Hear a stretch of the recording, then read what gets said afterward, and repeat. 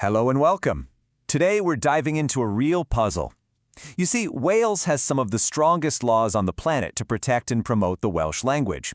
So why is it that when it comes to something as critical as healthcare, so many Welsh speakers still find it hard to be heard in their own language? You know, this quote right here, it gets to the absolute heart of the matter. Just imagine for a second. You're in a hospital. You're feeling vulnerable. Maybe you're in pain. The very last thing you want is a communication barrier. Language isn't just a bunch of words. It's about dignity, it's about comfort, and ultimately, it's about getting the best possible care. And that really brings us to our central question, doesn't it? On the one hand, you've got decades of really powerful government commitment, but on the other, you have the day-to-day reality for patients who just can't get the services they need in their first language. So what's causing this disconnect? To get our heads around this, we're going to break it down into 3 levels. Think of it this way. At the very top, you've got the macro level. That's the big picture government policy. And at the bottom, you have the patient's reality on the ground. But the key is that all-important middle layer, the meso-level, where everything seems to be getting stuck. We're going to start at the top, with that government vision. So, let's start with that macro level, the grand vision. For decades, the Welsh government has been building this really impressive legal framework to support the language. And this is not a new thing at all. This journey really started way back in 1993 with the principle of equality.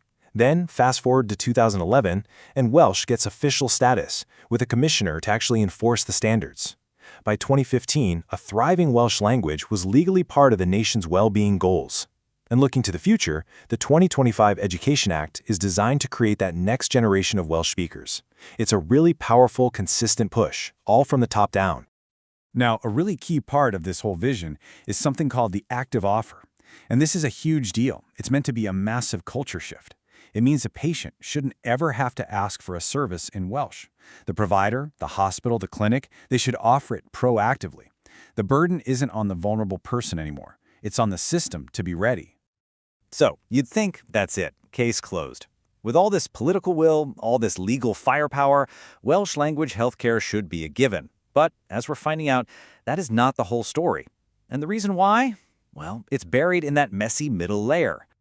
And here we are. We've arrived at that critical meso-level. This is where your local health boards and hospitals are supposed to take those grand national policies and make them a reality. But this is exactly where the bottleneck starts to form. This quote from the government's own report is so revealing. It basically admits that while the big ideas are super popular at the top, they're just not filtering down into the practical, day-to-day planning where it really matters. The ambition is there for sure, but the execution is falling short. I mean, just look at this chart. It tells you that your chance of getting care in Welsh depends almost entirely on your postcode. Up north, in the Cadwaladr area, nearly half the staff are Welsh-speaking. But in other parts of Wales, that number absolutely plummets to less than 10%. This isn't one unified system, it's a patchwork with massive gaping holes. So you see this massive divide. The ambition, the policy, is so noble, dignified, patient-first care. But then you look at the reality on the other side, and what's happening is that it often gets bogged down in what researchers call administrative enabling. Things like bilingual signs and forms.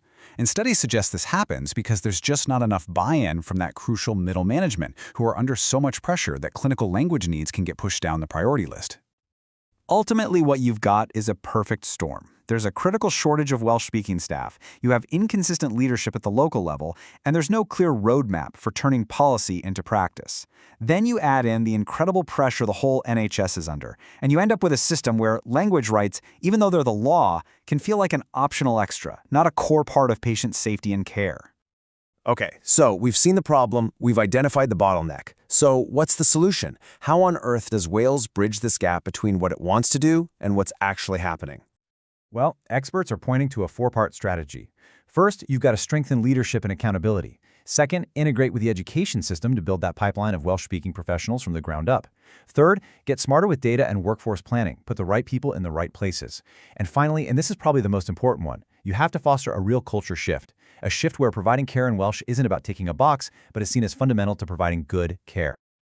These are all powerful ideas, for sure. But they point to a much, much deeper challenge that goes way beyond just writing better plans or passing more laws. And that brings us to our final thought. The Welsh government has clearly set the direction with decades of policy.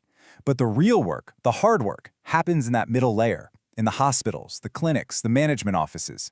The huge question that remains is whether a top-down policy can ever truly shift the culture on the ground and make dignified care in the Welsh language not just a legal right, but a simple, everyday reality for every single patient who needs it.